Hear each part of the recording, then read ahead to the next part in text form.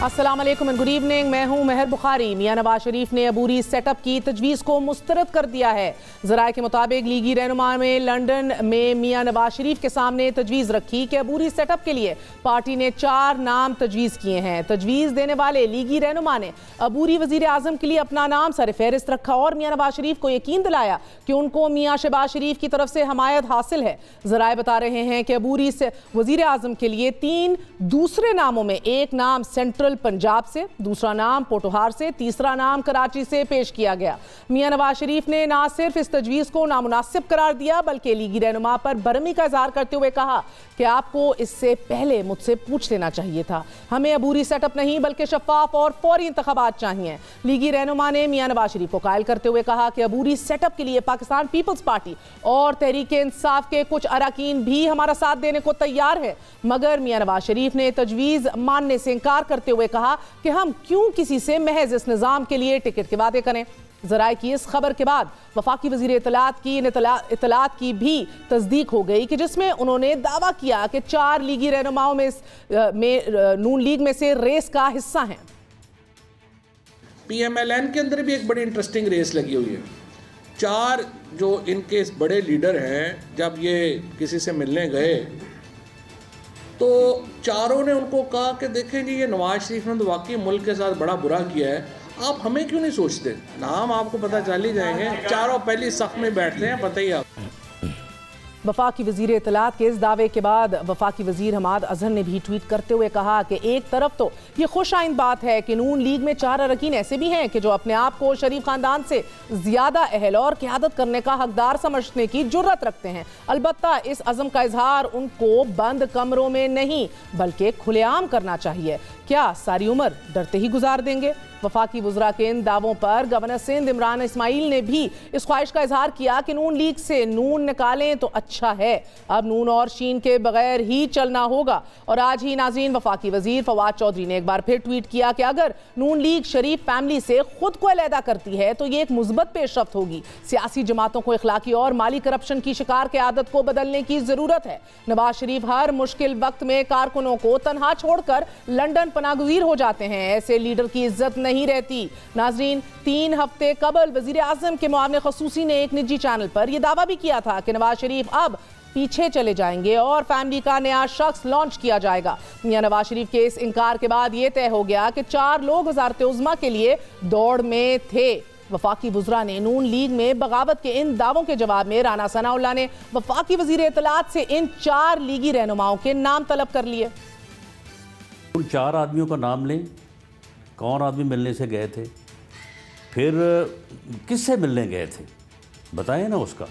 मुस्लिम league नून कतन किसी ना डील की रवादार है, ना इस बारे में कोई पार्टी डिसीजन है।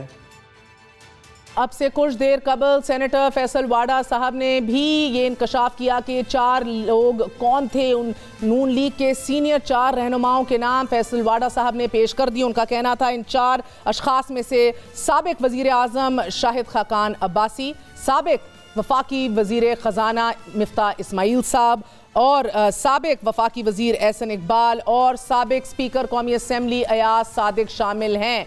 इन 4 अशखास के नाम सेनेटर फैसल वाडा साहब ने सामने रखे हैं कि जिनकी आला सतह पर मुलाकातें हुई हैं, जिन्होंने अपने नाम तजवीज़ किए हैं for care taker prime minister. मगर नाज़रीन, ये जहन में रखिए कि 23 जून 2020 में हमें खबर मौसूल हुई थी कि वफाकी वज़रा की काबीना के अंदर झड़प हुई थी, जिसमें सेनेटर फैसल वाडा साहब ने मुबैना तौर पे अपने 2 कॉलीग्स को कहा था कि आप भी केयर टेकर प्राइम मिनिस्टर के लिए रेस में मौजूद हैं। हम सब जानते हैं इसके अंदर शाह महमूद कुरैशी और असद उमर के ऊपर सवाल उठाया गया था और वज़ीर आज़म के नोटिस में नाम लाए गए थे। हमें अभी हाल ही में हमने शाह महमूद कुरैशी साहब से इस हवाले से क्लैरिटी मांगी कि अगर कोई अबूरी सेटअप आता है तो क्या शाह महमूद कुरैशी साहब किसी भी एस्पेक्ट, किसी भी हवाले से इस अबूरी सेटअप का हिस्सा होंगे? क्या जवाब दिया, मुलाहिज़ा कीजिए। एक केयर टेकर सेटअप की बात हो रही है, इट्स मेकिंग द राउंड्स। आपके अपने कॉलीग्स, कुछ ऐसे लोग अभी टीवी पे आए, उन्होंने कहा कि बहुत से ऐसे नाम हमारी सफ़ों में भी हैं जो हम PM को बता चुके हैं। Your name was also taken at some level. अगर कोई केयर टेकर सेटअप आता है, will शाह महमूद कुरैशी साहब as a caretaker prime minister be in the run? Shah Mahmood Qureshi party के डिसिप्लिन का पाबंद है। शाह महमूद कुरैशी इमरान खान की टीम का हिस्सा है और मुझे ऐसी स्पेकुलेशंस का हिस्सा बनने की ज़रूरत नहीं है। इमरान खान इस मुल्क के वज़ीर आज़म हैं और मुझे पूरा एतमाद है कि वो अपनी टर्म मुकम्मल करेंगे इंशाल्लाह। कोई तहरीक इंसाफ माइनस इमरान खान है? इमरान खान फाउंडिंग मेंबर है, इमरान खान तहरीक इंसाफ की जान है। इमरान खान इस जिसे कहते हैं ना, जो इस वक्त तहरीक इंसाफ का जो वोट बैंक है, जो उनके लोग उनके साथ जुड़े हुए हैं, जो साथ खड़े हुए हैं, उसमें कलीदी किरदार इमरान खान का है। तहरीक इंसाफ के अंदर जिसे कहते हैं ना एक सियासी रूह जो फूंकती है, वो इमरान खान की शख्सियत है। दोनों अतराफ से रेस जारी है, रेस के घोड़े भी तैयार हैं। अगर ऐसा कोई सेटअप होता है तो चाहे तहरीक इंसाफ हो या चाहे PMLN हो, ये नाम बारहा सामने आ रहे हैं। आपने शाह महमूद कुरैशी साहब का वर्जन सुना, वो कहते हैं कि वो किसी भी एस्पेक्ट में इस रेस का हिस्सा नहीं है। तहरीक इंसाफ इमरान खान का नाम है। अब सर फहरिस्त जिसका नाम आ रहा है वो तहरीक इंसाफ के अंदर से बारहा असद उमर साहब हैं। लेकिन ये 4 नाम जो आज सेनेटर फैसल बाड़ा साहब ने सामने रखे हैं, इसके पीछे कितनी हकीकत है, सदाकत है, बात करेंगे। लेकिन इस्लामाबाद की अबर आलूद फिजा में यकीन जानिए, मुल्क की 2 बड़ी पार्टियों के दरमियान बगावत की ये गूंज जोरों पर है। वफाकी वजीर परवेज खटक की भी वजीर आजम से झड़प के बाद आज नूर आलम खान को भी पार्टी मुखालिफ बयान देने पर शोकॉज नोटिस जारी कर दिया गया है और नून लीग ये तासुर दे रही है बारहा कि हुकूमती जमात में दरारें पड़ चुकी हैं। PTI के खुद लोग ये स्टोरियां बताते हैं। आप वो भी है जी जानू रोंडे देने। ये भी अल्लाह का शुक्र है कि 3 साल के अंदर आपको इसका असली चेहरा नजर आ गया है। नहीं देखो 4 दिन कट जाता है तो उसदा चमड़ा रहता सामने। 2 बड़ी जमातों में बगावत की आवाज़ें, पार्टी क़यादत पर अदम एतमाद का इजहार है। नए अबूरी निज़ाम की बाज़गश भी है। वज़ीर आज़म खुद 3 माह को अहम तरीन करार दे चुके हैं। लेकिन साथ ही वफाकी वज़ीर दाखिला का मानना है कि अप्रैल तक हालात बेहतर हो जाएंगे। वो भी कहते हैं कि ये 3 महीने इंतहाई हसास हैं। ये 2-3 महीने प्राइम मिनिस्टर ने कहा बड़े अहम हैं। प्राइम मिनिस्टर खुद कह चुके हैं कि फरवरी, मार्च, अप्रैल तक, अप्रैल के बाद हालात ठीक हो जाएंगे। वैसे भी रमज़ान होगा, उसकी बरकतें होंगी। बात करते हैं, सेनेटर फैसल वाड़ा साहब हमारे साथ मौजूद हैं। सेनेटर साहब बहुत बहुत शुक्रिया साथ देने का। ये 4 नाम आपने सामने रखे हैं, शाहिद ककान अब्बासी, मिफ्ताह इस्माइल, एयाज सादिक, एहसन इकबाल साहब, ये आपकी हंच है या ये आपकी खबर है? टू बिगिन विद, हंच पे तो सियासत नहीं होती, खबर पे सियासत होती है। और सब्र, खबर और नज़र, ये 3 चीज़ें ही सियासत का नाम है। तो मेरे ख्याल से मेरी तीनों चीज़ें अल्लाह की मेहरबानी है। Allah is been very kind that 95% जो भी चीज़ें मैंने कही हैं वो करेक्ट साबित हुई हैं। बाद में हुई हैं, पहले हुई हैं, बहुत टाइम बाद हुई हैं, हुई तो हैं। कौन गया तो अब आपने सामने रख दिया, कौन गया या किसकी ये ख्वाहिश है, किसके पास गया या किससे ख्वाहिश का इजहार किया, तो ये भी अनरावल कर दे मिस्ट्री हमारे लिए। देखिए महर साहबा, आपने कहा कि दोनों तरफ से घोड़े मैदानों में उतर चुके हैं। अब ये तो वक्त बताएगा कि घोड़े हैं या गधे हैं। I be very blunt and straight about it. मेरे हिसाब से तो आप घोड़ों की भी तौहीन कर रही हैं ये बात कहकर, नंबर 1। नंबर 2 ये कि जहाँ तक किससे मिलने का है, मुझसे सवाल जितना स्पेसिफिक हुआ था मैंने उतना स्पेसिफिक किया। आप उस सवाल को थोड़ा आगे ले जा रही हैं।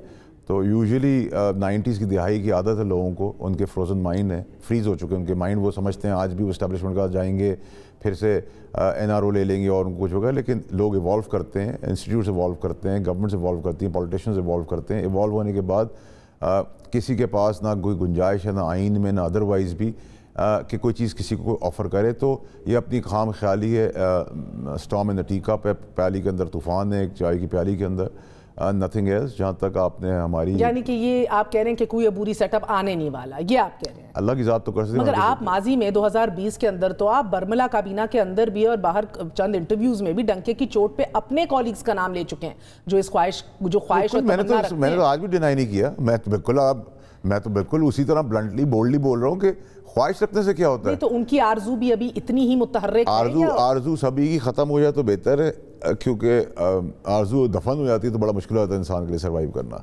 सो मेरे ख्याल से विश लिस्ट तो ठीक है। अच्छा, आप कह रहे हैं आरजू अपनी जगह मौजूद होती है, अच्छी बात है, मगर आपने मुनाफिकीन की भी बात की थी। वो मुनाफिकीन आपकी सफ़ों में आज भी मौजूद हैं या न्यूट्रलाइज हो चुके हैं? 100% है। 100% है, ऑफ कोर्स, बिल्कुल मुनाफिकीन है जो अच्छा काम अपनी तरफ लेने की कोशिश करते हैं और बुरा काम प्राइम मिनिस्टर की तरफ धकेल देते हैं।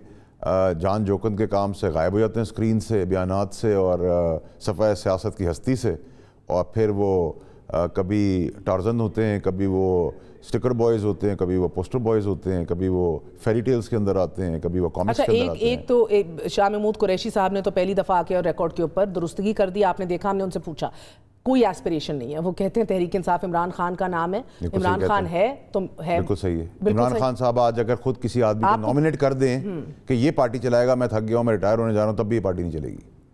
इसके भी इम्कानात हैं। नहीं, मैं कह रहा हूँ पार्टी ही इमरान खान, ठीक है।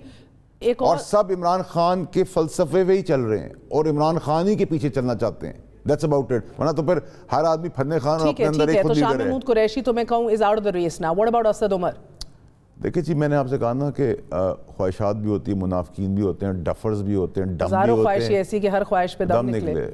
ठीक है, वो पूछूं दम निकल रहे। अप्रैल तक शेख रशीद कह रहे अप्रैल के बाद सब अच्छा होगा। This is sensitive, uncharted waters. Senator Faisal Vawda साहब, देखिए मेरी बात सुने, गैस का बुहरान है, दुनिया के अंदर महंगाई है, लोग बिलबिला उठे हैं, परेशानियां हैं, इकॉनमी के हालात दुरुस्त सैर फहरस्त पे जा रहे हैं, महंगाई को कम करना है, कंट्रोल करना है, तो देयर आर चैलेंजेस। तो ये तो नहीं आप कह सकते कि आप दूध की नहरें बहा रहे हैं जो बैन अवी तौर पर। नहीं, सर्विस भी आपके खिलाफ आ रहे हैं सर, सर्विस भी आपके बहुत आपका नेगेटिव परसेप्शन जा रहा है। I will get to that in a second if you allow me quickly. हमारे साथ आरिफ हमीद भट्टी भी मौजूद हैं। भट्टी साहब, मुझे बताइएगा कि मेरी कुछ सीनियर लोगों से बात हो रही थी PMLN में, कुछ नाम सामने रखे हैं सेनेटर फैसल वाडा साहब ने, जिसमें अब्बासी साहब हैं, मिफ्ता इस्माइल, एहसन इकबाल, एयाज सादिक हैं, जो ख्वाहिश रखते हैं, मुलाकातें भी कर चुके हैं, मगर ये तो अबूरी सेटअप की हमायत ही नहीं की नवाज शरीफ साहब ने सिरे से। तो अभी तक क्या पक रहा है? क्या लोग मिल रहे हैं? शहबाज शरीफ साहब की एक अहम मुलाकात के ऊपर आपने भी इंकशाफ किया था, तो क्या शहबाज साहब भी मुलाकातें कर रहे हैं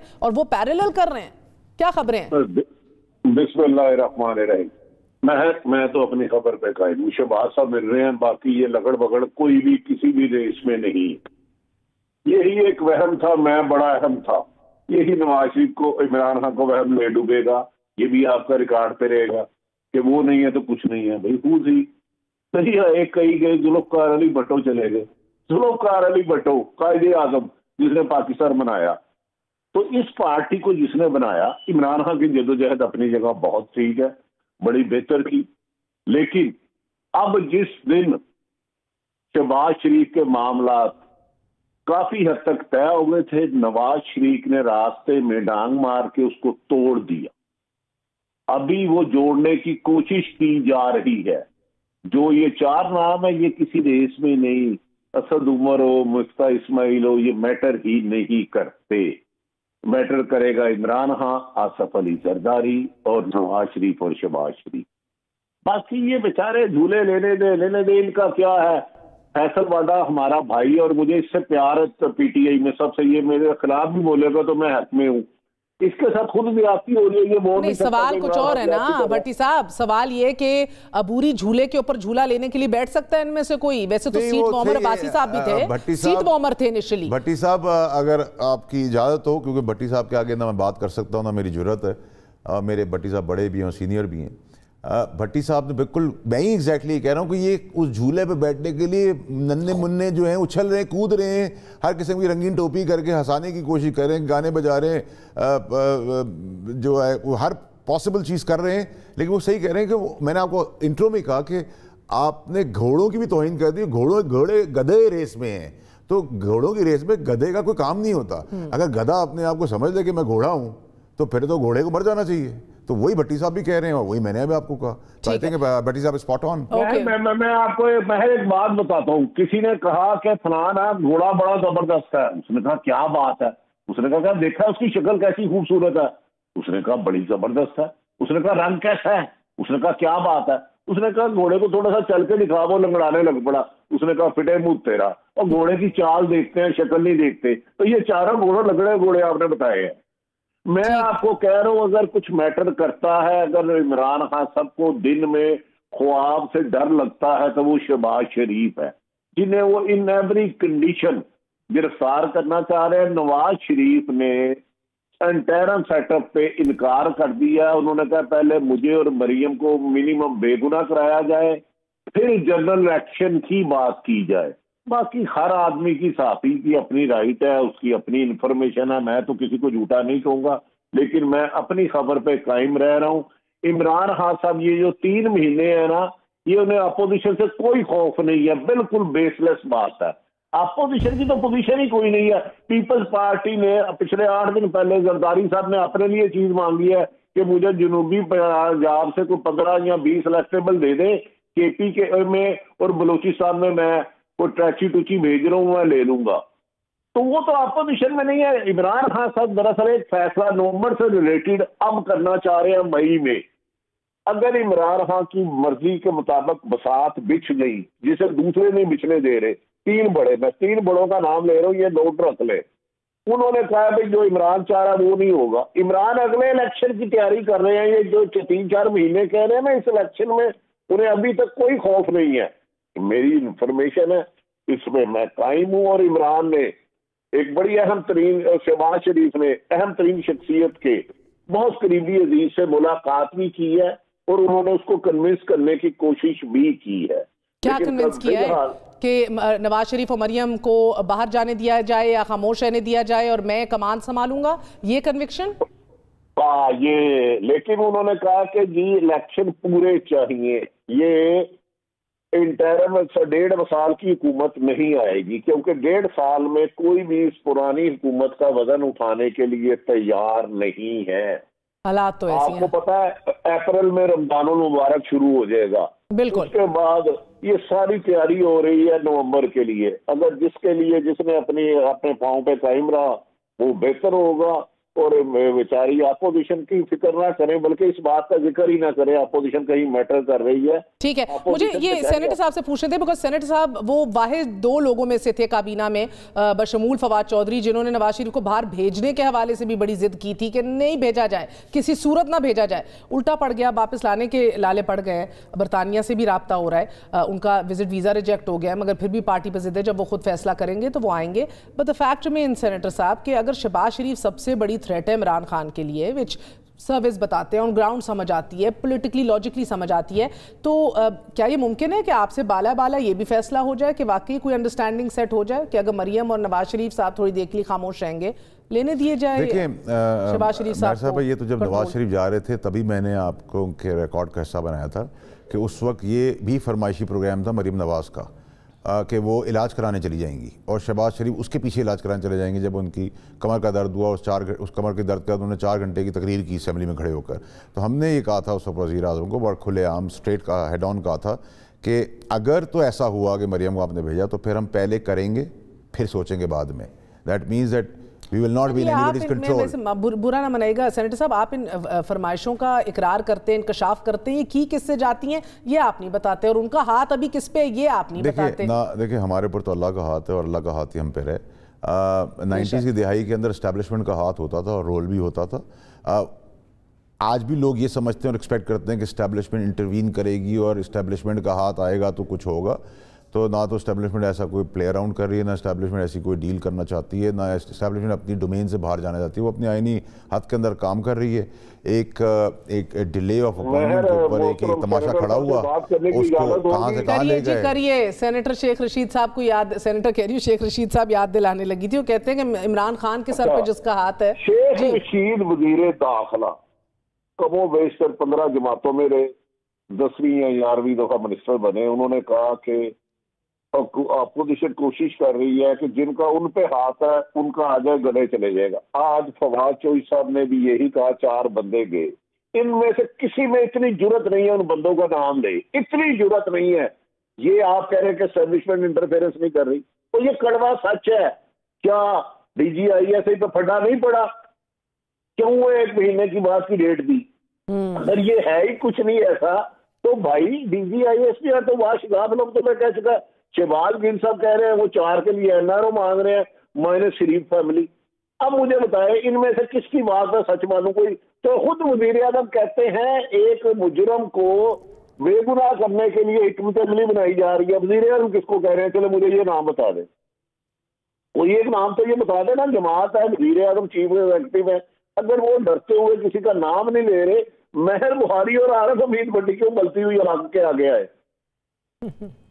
देखिए मेहर साहबा, फिर मैं भट्टी साहब की बातों को चैलेंज नहीं करूँगा, लेकिन मेरे ख्याल से PM की जो तलवार है वो बहुत दाग बहुत शार्प है कि उसका फ्लिंग भी लगा तो चीज़ें जड़ से उखड़ जाएंगी। And everybody is very clear कि वो आइनी बॉस है। बाकी ट्राई ख्वाहिशात कोशिशें चलती रहती हैं। अप्रोप्रिएट नहीं होगा मेरा इससे ज़्यादा बीइंग इन द गवर्नमेंट। आखिरी सवाल आपसे, क्या अबूरी सेटअप के इम्कानात जो हैं वो ना होने के बराबर हैं आपकी नज़र में? अल्लाह की ज़ात कर सकती, वरना 0.01% भी नहीं है।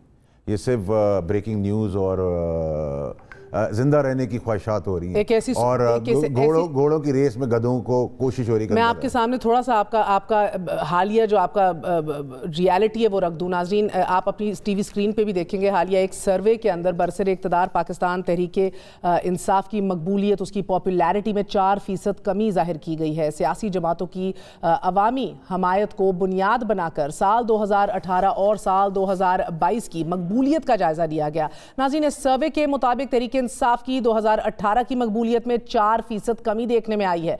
मुस्लिम लीग नून की मकबूलियत में 2018 के मुकाबले में 5% और पाकिस्तान पीपल्स पार्टी की पॉपुलैरिटी में 2% इजाफा हुआ है। आईपॉर के इस सर्वे के मुताबिक कबल अज वक्त इंतखाबात की सूरत में 29% पाकिस्तानियों ने पाकिस्तान मुस्लिम लीग नून को अपनी पहली चॉइस करार दिया है, और इसी तरह 28% पाकिस्तानियों ने पाकिस्तान तहरीक इंसाफ की हमायत का ऐलान किया है, और 15% पाकिस्तानियों ने पाकिस्तान पीपल्स पार्टी को वोट देने का इजहार किया है। सो पंजाब असेंबली के इंतखाबात के लिए इसी तरह का ट्रेंड हम देख रहे हैं कि 46% पाकिस्तानियों ने पाकिस्तान मुस्लिम लीग नून को और 31% ने तहरीक इंसाफ को अपनी पसंद करार दिया है। सिंध के अंदर भी आप ट्रेंड देखते हैं कि 44% पाकिस्तानियों की हमायत के साथ पीपल्स पार्टी सर फहरिस्त है, और 13% के साथ तहरीक इंसाफ दूसरे नंबर पर है। और आईपोर के सर्वे के मुताबिक खैबर पख्तूनख्वा में 44% वोटर्स की पहली पसंद पाकिस्तान तहरीक इंसाफ है। So they are still maintaining their strong hold in Khyber Pakhtunkhwa, जहां 17% वोटर्स की पसंद JUI फे है। यही खैबर पख्तूनख्वा था कि जिसमें 2018 में तहरीक इंसाफ की मकबूलियत 57% तक जा पहुंची थी, और अब ये गिरकर 44% पर आ गई है, लेकिन अभी भी सर फहरिस्त है तहरीक इंसाफ। इसी तरह बलूचिस्तान में भी हुक्मरान जमात बाप जो है बलूचिस्तान अवामी पार्टी की हमायत में 20% लोग दिखाई दिए, और 18% ने पाकिस्तान तहरीक इंसाफ को वोट देने का अज़म का इजहार किया। मैं आपको ये भी क्विकली बताती चलूँ, आप कहते हैं चंद नंबर हैं। सर्विस के सबसे बड़े जो फ़ैन थे वो इमरान खान थे, हमेशा कोट करते थे, मगर नवाज शरीफ के जब 41 माह गुजर गए नून लीग की हुकूमत के 2013 से 18 के दरमियान, जो सर्वे हुआ गैलप का, उसके अंदर PMLN फिर भी सर फेहरिस्त थी। इवन दो जो हुकूमत होती है उस वक्त की, वी हैव अ ट्रेंड इन पाकिस्तान के लोग उससे रुस्वा हो जाते हैं जल्दी। PMLN आगे थी। IRI का सर्वे हुआ अक्टूबर 2016 के अंदर, उसके अंदर भी वज़ीर आज़म नवाज शरीफ 63% की शरह के साथ मकबूल तरीन लीडर थे। तो सर आपने तो ढस खाई है ना, मार तो आप खा रहे हैं। मैं 29 अक्टूबर का भी आपके सामने रख रही हूँ 2016 का, जिधर नून लीग हुकूमत में थी लेकिन आपसे आगे थी। फिर अक्टूबर 2016 नून लीग हुकूमत में थी मगर आपसे आगे थी, और आप लोग पंजाब में सबसे बड़ी हिट ले रहे हैं, जिधर शहबाज शरीफ हमेशा आगे रहे, और बुज़दार साहब ने तो बिल्कुल ही लगता है लाहौरियों का दिल फाड़ के रख दिया। मैं बड़ा कैटेगोरिकली क्लियर हूँ कि अगर फेलियर मेरा है तो वो मैं अपने लीडर इमरान खान पे ना डालूँ।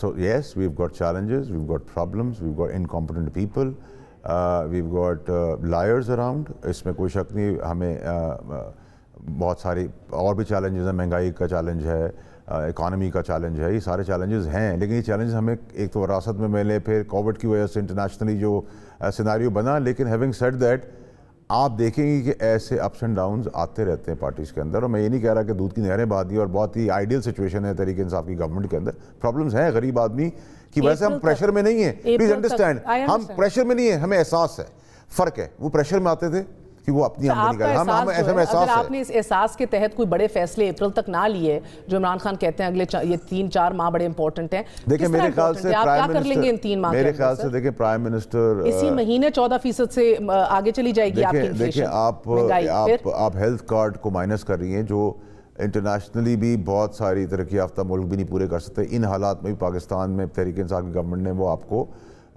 इंट्रोड्यूस करा के दिया है, तो बहुत बड़ा मायसून है। तो लोगों को एहसास होगा जब आप लोग देखेंगे दवाइयों की वजह से खुदकुशी कर लेते हैं, मर जाते हैं, तकलीफ़ों से गुजरते हैं। तो इसी सर्वे को हम फिर 3 महीने बाद देख लेंगे, फिर 3 महीने बाद देखेंगे।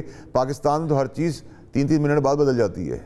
172 नंबर ऑपोजिशन को दरकार है अदम एतमाद के वोट के लिए, वो भी नहीं आ पाते देख रहे। ना वो पीडीएम आती है, ना पीडीएम आती है, ना अदम एतमाद आता है, ना सेनेट में कुछ होता है, ना बजट रोक पाते हैं, ना निजी बजट रोक पाते हैं। हाथ है किसी का। मौला का बहुत बहुत शुक्रिया। सेनेटर फैसल वाडा साहब हमारे साथ मौजूद थे, आपने गुफ्तगू सुनी।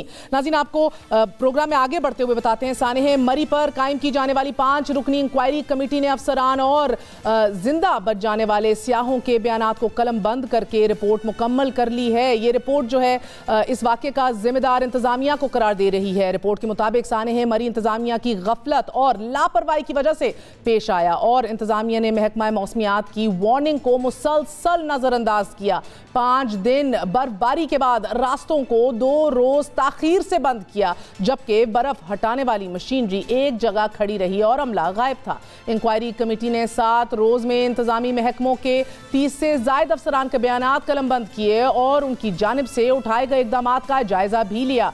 टूरिस्ट यानी कि सियाहों ने 7 और 8 जनवरी की रात को खौफनाक तजर्बा करार देते हुए इंतजामिया की नाअहली, उसकी गफलत, उसकी नेग्लिजेंस, बद इंतजामी की शिकायतों के अंबार लगा दिए। कमेटी ने इन बयानात की रोशनी में मुफस्सिल रिपोर्ट तैयार करके ड्राफ्ट मुकम्मल कर लिया है और मली के इलाके कलडन्ना और झीगा गली के करीब 9 जनवरी को शदीद बर्फबारी में बेयारो मददगार गाड़ियों में जो लोग रह गए थे या स्टक हो गए थे, मैसूर हो गए थे, वो रात गुजारने वाले बच्चे जो खवातीन हैं, 22 शहरी जो हैं वो जान से चले गए, लेकिन इनकी जो तादाद है वो इस रिपोर्ट के मुताबिक इससे ज्यादा भी हो सकती थी। A lot more to come after a very short break. Stay with us.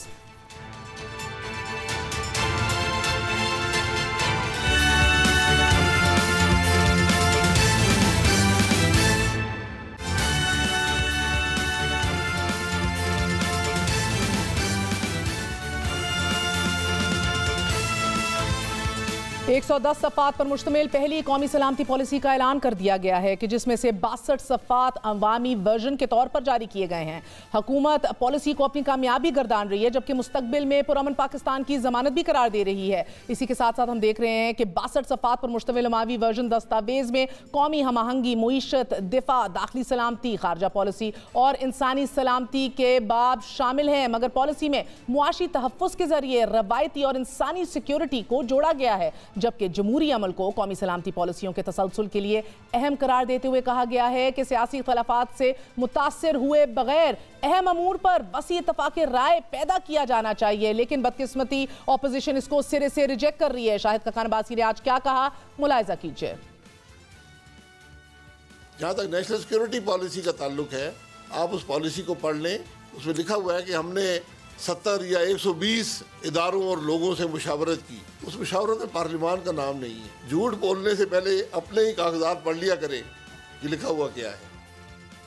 नाज़रीन, स्टेट बैंक तरमीमी बिल पर भी तनकीद करते हुए आज शाहिद खखान अब्बासी ने कहा कि हुकूमत ने मुल्क की खुद मुख्तारी का खात्मा कर दिया है। उन्होंने मजीद क्या कहा, इस हवाले से मुलाहिजा कीजिए। हुकूमत की जो खुद मुख्तारी है इस एक्ट के जरिए ख़त्म कर दी गई है। इस एक्ट में कोई भी ऐसी शिक नहीं है कि अगर स्टेट बैंक अपना काम ना करे, नाकाम हो जाए, उसे कोई पूछने वाला नहीं है। जो लोग वहाँ पर लगे हैं उनके बारे में भी पार्लियामान नहीं पूछ सकती कि ये कौन लोग, ये क्या कर रहे हैं, इनकी क्या परफॉर्मेंस है। एक जानिब हुकूमत अपनी पहली कौमी सलामती पॉलिसी का क्रेडिट लेने को कोशा नजर आ रही है, दूसरी तरफ हम देख रहे हैं ऑपोजिशन इसको सिरे से रिजेक्ट कर रही है। पाकिस्तान की हसास मालूमात पार्लियामान को तो नहीं दी जा सकती, मगर बैरूनी इदारों को दी जा सकती हैं, इस तरह के एतराज़ात उठा रही है। स्टेट बैंक बैरून मुल्क मालियाती इदारों से, जिस तरह IMF है, दीगर इदारे हैं, दीगर हुकूमतें हैं, उनके साथ वायदे कर सकता है कि उनको पाकिस्तान की मईशत के बारे में इंफॉर्मेशन प्रोवाइड करे। यानी वो कॉन्फिडेंशियल इंफॉर्मेशन स्टेट बैंक की पाकिस्तान की मईशत के बारे में, पाकिस्तान के माली मामलात के बारे में, जो आज पाकिस्तान की पार्लियामान को भी नहीं दी जाती, पब्लिक के सामने नहीं रखी जाती, वो स्टेट बैंक बैरून मुल्क हुकूमतों और माली इदारों को दे सकता है।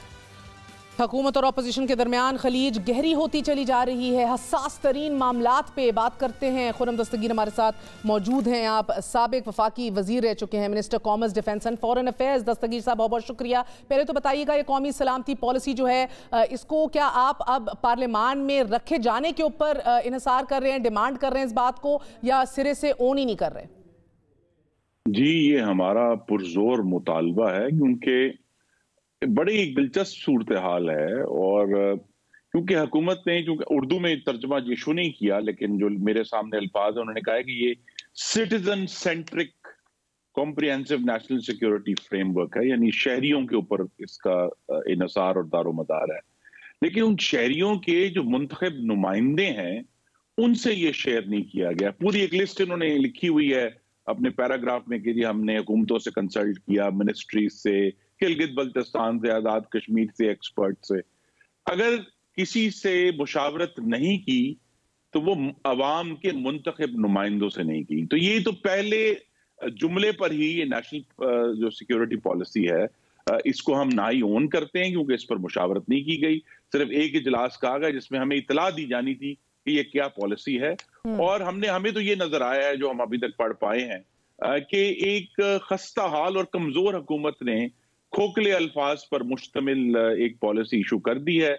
पढ़ने में बहुत अच्छी है, खुशकुन अल्फाज हैं, लेकिन कोई भी पॉलिसी जो है, आपके नाजरीन को मुझसे ज्यादा इस मामले में समझ है, असल में तो जो रियासती वसाइल की तरजीहात का तयन करना होता है ना उस पॉलिसी में, उसका मकसद ये होता है कि रियासत के वसाइल की तरजीह क्या है। तो अगर तो सिटीजन सेंट्रिक वाकई ही ये पॉलिसी है तो इसके नतीजे में हमें नजर आना चाहिए कि गालिबन जो है वो फिर पाकिस्तान का दिफाई बजट, उसमें कमी आएगी, और जो पाकिस्तान के सिटीजन सेंट्रिक इशूज हैं, हेल्थ के, एजुकेशन के, एम्प्लॉयमेंट के, इंफ्रास्ट्रक्चर के, उनके ऊपर पाकिस्तान के वसाइल जो है उनकी तरजीह होगी। ऐसी कोई बात सामने नहीं आई। इसी तरह हमारा ये ख्याल था कि नेशनल सिक्योरिटी पॉलिसी है तो 2019 में जो नरेंद्र मोदी ने जो मकबूजा जम्मू कश्मीर को बाकायदा तौर पर एनेक्स कर लिया और हुकूमत 3 साल से मफलूज है, तो मुझे तो बहुत उम्मीद थी कि इसमें हमें कोई गाइडलाइन नजर आएंगी, कोई राहबरी नजर आएगी कि हमने जो नरेंद्र मोदी की एनेक्सेशन थी उससे कैसे निपटना है। वहां भी ये बिल्कुल खाली है। जो पाकिस्तान ने पिछली हुकूमत के दौर में, जिसका मैं भी हिस्सा था, एक कोशिश की थी चाइना के साथ, रशिया के साथ ताल्लुकात की बेहतरी के, उसमें कहीं उसकी प्रायोरिटी हमें नजर नहीं आई। तो ये सिर्फ ये कहते हैं ना कि जियो इकोनॉमिक्स जो है वो उसको हम तरजीह देंगे, कहने की हद तक ठीक है, लेकिन इसमें कोई स्पेसिफिक एक्शंस नहीं है, इसमें तरजीहात का तयन नहीं है। और हकीकत ये है, अगर आप इसको गौर से पढ़ें, जो 62 सफ़े रिलीज किए गए हैं, कि जो कौमी सलामती का जो पूरा ख्याल है, जो सोच है, उसको इतना फैला दिया गया है कि वो बिल्कुल शैलो हो गया। It has been spread so thin that is become shallow. कि अगर पॉपुलेशन कंट्रोल भी उसका हिस्सा है और यूथ पॉलिसी भी नेशनल सिक्योरिटी पॉलिसी का हिस्सा है, तो अब तो ये ख्याल आ गया कि कौन सी चीज है जो रह गई है जो पॉलिसी का हिस्सा नहीं है। तो ये नेशनल सिक्योरिटी पॉलिसी से ज्यादा हमें तो किसी आने वाली मगर दस्तगीर साहब, आप मेंबर हैं पार्लिमानी कमेटी ऑन कश्मीर के, नेशनल सिक्योरिटी पॉलिसी फॉर्मुलेट की जाती है, आपके पास तो अनप्रेसिडेंटेड इख्तियारात हैं, आप लोगों ने क्यों नहीं किसी को मदऊ किया? मोहिद यूसुफ को बुलाते, चीफ ऑफ आर्मी स्टाफ को, या किसी आला, आप सबको बुला सकते थे। आपको पहले भी एतमाद में लिया गया है, कश्मीर इंटेग्रल पार्ट है हमारी नेशनल सिक्योरिटी पॉलिसी का। क्या कमेटी में कंसल्टेशन की गई? जी, एक लफ्ज की कंसल्टेशन नहीं हुई, बल्कि जुलाई में और अक्टूबर में 2 नेशनल सिक्योरिटी के इजलास हुए, जिसमें आर्मी चीफ और DGISI तशरीफ लाए। उसमें हमें सिर्फ एक नवीद दी गई कि पॉलिसी बन रही है, लेकिन पॉलिसी को शेयर करना या उसमें अवामी मुंतखब नुमाइंदों की तरजीहात का तयन करना, वो एक लफ्ज भी किसी भी पार्लिमानी कमेटी के साथ शेयर नहीं किया गया। जब पॉलिसी बन गई, काबीना ने अप्रूवल दे दी, तो फिर हमें कहा गया कि जी आप आ जाए तो हम आपको इतला देने के लिए।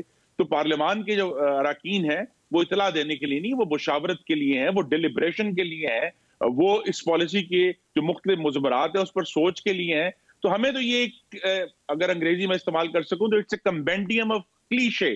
जो पिटे हुए फरसूदा ख्यालात हैं वो दोबारा आ गए। 30 साल से दुनिया जो है, जब से बर्लिन वॉल गिरी है और सोवियत यूनियन कोलैप्स हुआ है, उसको 30 साल हो गए हैं अब, तो उसके बाद से तो यही सारी बातें पूरी दुनिया में हो रही हैं। तो पाकिस्तान ने अचानक कोई दोबारा से पहिया इजाद किया लगता है। मगर दस्तगीर साहब, अगर आप इजाजत दें, क्योंकि आज आपकी जमात ने स्टेट बैंक के बिल जो नेशनल असेंबली से पास हुआ है उसके ऊपर भी एक बार फिर कहा कि हमारी खुद मुख्तारी कॉम्प्रोमाइज हो चुकी है। सर, इस बिल को अगर आप पढ़ें, इसके अंदर आर्टिकल 46B शिक नंबर 8 जो है वो तो ये कहती है कि बैंक जो है उससे कंसल्टेशन की जाएगी prior to any introduction of a bill, यानी कि कोई भी अगर कानून साजी हो तो कंसल्टेशन करेगी फेडरल गवर्नमेंट पार्लियामान के अंदर। मगर ऑफ कोर्स ये कंसल्टेशन है, इसके अंदर हुकूमत वक्त जो है उसके ऊपर ये कहीं नहीं लिखा बिल के अंदर कि उसको स्टेट बैंक की हमायत या उसकी रजामंदी जो है वो इसके अंदर शामिल होगी। Talks of consultation, so the provision जो है वो तो सिरे से it is asking that the state bank of Pakistan B consulted, यानी कि मजीद तो इसके ऊपर बात नहीं की जा रही। Does not mean of course कि आपकी कंसेंट भी स्टेट बैंक की है। और ये भी जहन में रखिए, ये तो सिर्फ और सिर्फ अप्लाई करता है जो बिल्स हुकूमत मूव कर रही है, ना कि अगर कोई बिल कोई और मूव करे या आप लोग मूव करें। जी देखिए ना, ये भी एक पाकिस्तान के अवाम के साथ एक बहुत ही संगीन मजाक है कि एक चंद घंटे पहले आप पाकिस्तान की जो मुआशी खुद मुख्तारी है उसका एक हिस्सा है जी, दो हिस्से होते हैं। एक फिस्कल पॉलिसी जो टैक्सेशन है या सब्सिडीज हैं वो फिस्कल पॉलिसी है, दूसरी तरफ मॉनेटरी पॉलिसी है जिसमें इंटरेस्ट रेट का तयन है, रुपए की कदर का तयन है। इस बिल में जिसका आप जिक्र कर रही हैं, पाकिस्तान की रियासत की जो मॉनेटरी पॉलिसी की खुद मुख्तारी थी वो बाजू काट कर स्टेट बैंक को एक अलहदा रियासत के अंदर रियासत बना दिया गया है। आपने जिस बिल का जिक्र किया, पार्लियामान तो हम खासतौर पर अपोजिशन तो हम उसको रिजेक्ट करते हैं। हम पाकिस्तान के मुंतखब नुमाइंदे किसी इदारे की जरूर मुशावरत तो करेंगे, लेकिन हमको इजाजत या उनसे बात करने के लिए तैयार नहीं इससे पहले कि हम लेजिस्लेशन प्रपोज करें।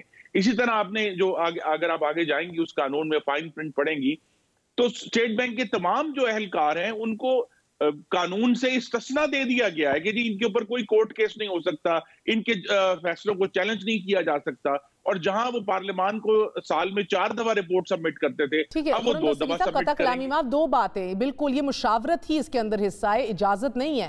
मुशावरत जरूर है बहरहाल, यू राइट सर, मगर ये मुबर्रा नहीं है। नैब और FIA की कमाल और मुकम्मल जुरिस्डिक्शन होगी कि तहकीक करे स्टेट बैंक ऑफिशियल्स की क्रिमिनल या करप्शन के केसेस के ऊपर, लेकिन इंडेमनिटी इसका अंदर जरूर है। इंडेमनिटी को तो आप लोगों को खुशामदेद कहना चाहिए। मिफ्ता इस्माइल ने भी खुशामदेद कहा पिछले जुमेरात जब हमने उनका इंटरव्यू किया कि जो एक्शंस गुड फेथ में लिए जाएं, ड्यू प्रोसेस हो, उसके अंदर आप ना लोगों को पाबंदी सलासल करें या उनको हरास करना शुरू हो जाएं। आपके तो अपने सारे अब्बासी साहब और मिफ्ता साहब अपने अच्छे फैसले करते हुए जाके जेलें और सलाखें काट के आए हैं। It is quite common as a central bank laws all over the world, international best practice में ये है। हाउएवर आप ये बताइए कि आप इस कानून साजी को रिवर्स करेंगे एट ऑल कॉस्ट अगर अब ये सेनेट से भी पास हो गई, if you come to power?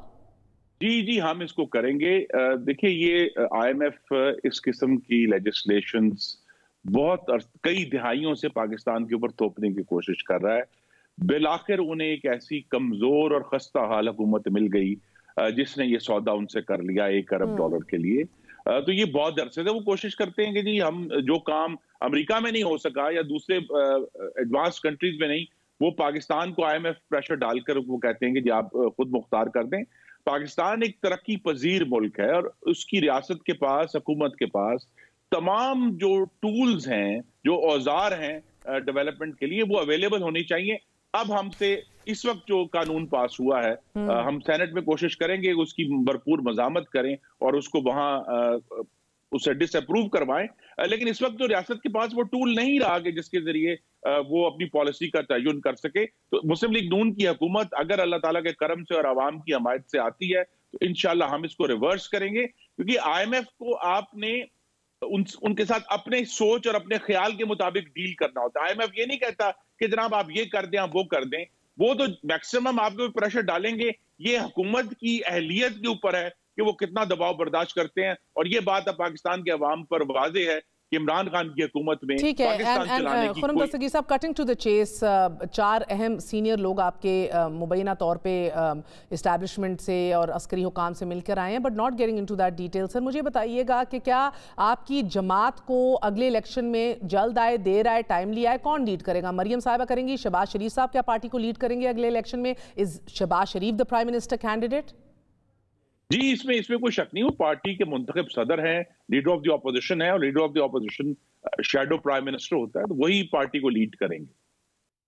बहुत बहुत शुक्रिया। आपने खुर्रम दस्तगीर साहब की बात सुनी। वो कहते हैं कोई शक नहीं, शहबाज शरीफ ही जमात को लीड करेंगे अगले इलेक्शन में। नाज़रीन, प्रोग्राम में आगे बढ़ते हैं। आपको बताएं कि दुनिया भर में नस्ल कशी के वाक़यात पर नज़र रखने वाली तंजीम जेनोसाइड वॉच के सरबराह ने इमरजेंसी अलर्ट जारी करते हुए दुनिया को खबरदार किया है कि हिंदुस्तान में मुसलमानों के खिलाफ बढ़ते वाक़यात मुसलमानों की नस्ल कशी के 8वें मरहले यानी कि मुकम्मल नस्ली पामाली से सिर्फ एक कदम दूर है। ये बात उन्होंने अमरीकी कांग्रेस को हिंदू इंतहा पसंदी पर देते हुए कही, और साथ ही ये भी उन्होंने इंकशाफ रिकॉर्ड पे वो लाए कि ये बात वो बहरहाल जो है रवांडा की नस्ल कशी पर पेशन गोई कर चुके थे और वो दुरुस्त साबित हो रही है।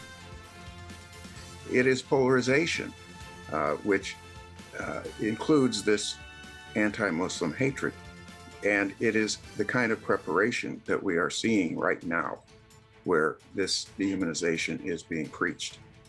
So we're warning that genocide could very well happen in India. U.S. Holocaust Museum is right about that. One of the first genocides that I predicted way back in 1989 was in Rwanda when I lived there. We cannot let that happen in India. Gregory Stanton ने यह मजीद कहा कि हिंदुस्तानी वजीर आज़म मुसलमानों की नस्ल कशी होते देखकर खुश होते हैं, और उनका यह भी मानना था कि मकबूजा कश्मीर की खसूसी हैसियत ख़त्म करने और गैर मकामी अफराद को जायदाद बनाने की पॉलिसी का भी उन्होंने तस्करा किया। अक़वाम मुत्तहिदा के सेक्रेटरी जनरल एंटोनियो गुटेरेस ने हमारे ही प्रोग्राम में क्या कहा था, मुलाहिज़ा कीजिए। But do you recognize any signs of an impending genocide? Genocide is a very specific thing, and we need to be careful with the way we use words. In relation to human rights in Kashmir, if there are documents that are extremely relevant, are the 2 reports of the Human Rights High Commissioner. So that report is taken seriously, and that the violations that are pointed there are eliminated. In this case, there are reports of the Human Rights Council that are reports that I believe are credible, are relevant, and are very important. Hindustan में minorities, अक़लियतों और बिलखसूस मुसलमानों को लेकर नफरत में इजाफा होता चला जा रहा है। नाजरीन, 2020 में सोशल मीडिया के जरिए मारूफ मुस्लिम खवातीन को फ़रोग़ करने वाली एक एप्लीकेशन इंट्रोड्यूस करवाई गई कि जिसमें 100 से ज़ायद मुसलमान खवातीन की तस्वीर अपलोड की गई। मलाला यूसुफजई, मशहूर अदाकारा शबाना आज़मी, मकबूजा कश्मीर की मुसलमान खातून सहाफ़ी कुरतुलैन रहबर, दिल्ली हाई कोर्ट की एक मौजूदा जज की अहलिया, मुतअद्दिद सहाफ़ी, कारकुनान, सियासतदान, हत्ता के लापता तालिब इल्म नजीब अहमद की 65 साला वालदा फातिमा नफीस भी इस फहरिस्त में शामिल थीं। और ये एप्लीकेशन इन 2 कॉन्फ्रेंसेस के बाद जारी की गई कि जिनमें अक़लियतों पर हमलों की तरगीब दी गई थी। इस देश को हिंदू राष्ट्र बनाने के लिए लड़ेंगे, मरेंगे, जरूरत पड़ी तो मारेंगे। सैनिक बन गए और इनके 20 लाख भी मार दिया हमने, तो हम विजयी हैं। जो इस्लाम जैसी बुराई है, इसे समाज से हटाएंगे नहीं तो हम बचेंगे कैसे? छोटा सा वक्फा लेते हैं, वक्फे के बाद हाजिर होंगे, हमारे साथ रहिएगा।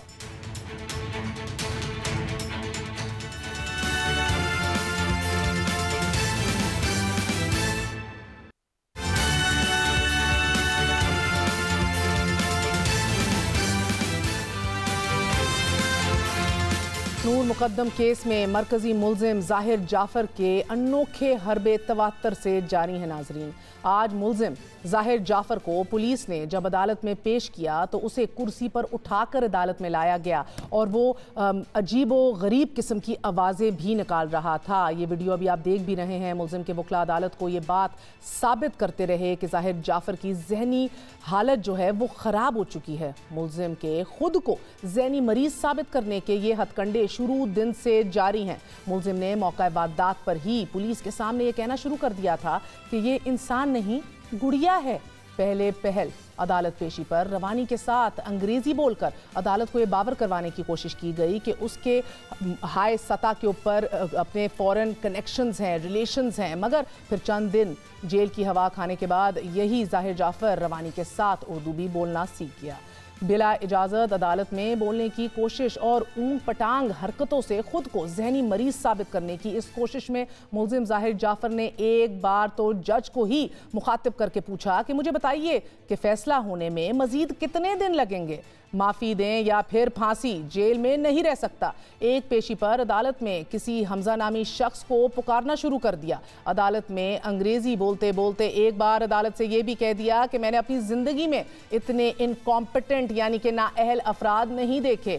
एक और पेशी पे मुल्जिम जाहिर जाफर ने भरी अदालत में बार बार ये कहना शुरू कर दिया कि ये मेरा कोर्ट है, मुझे और मेरी फैमिली को बताया जाए कि क्या ट्रायल चल रहा है। एडिशनल सेशन जज अता रबानी ने इसे खामोश रहने के अहकामात जारी किए तो अदालत में लगे पर्दों को घूरने लग गया और घूरते घूरते फिर ऊंची आवाज में बोला, पर्दे के पीछे क्या है। जज का सबर जवाब दे गया। पुलिस इंस्पेक्टर को हुक्म दिया गया कि मुल्जिम को आराम से कमरा अदालत से बाहर ले जाया जाए। इंस्पेक्टर ने बाहर ले जाने की कोशिश की तो जाहिर जाफर ने पुलिस अफसर को गिरबान से पकड़ लिया। एक और समात पर जब नेशनल फोरेंसिक क्राइम एजेंसी के इंचार्ज मोहम्मद इमरान की जिरा जारी थी तो जाहिर जाफर ने फिर बोलना शुरू कर दिया, इंटरप्ट करना शुरू कर दिया। जज ने मुल्जिम को खामोश रहने की हदायत जारी की, मगर जाहिर जाफर ने जज से मुखातिब होते हुए कहा कि जनाब अता रब्बानी, क्या मैं आपके करीब आ सकता हूँ? मुझे कुछ सुनाई नहीं दे रहा, आप मेरी बात सुन रहे हैं? चंद लम्हे खामोश रहने के बाद फिर बोला जज अता रब्बानी, क्या मेरा राजीनामा करवा देंगे? मैं अदालत के करीब आकर कुछ बात करना चाहता हूँ।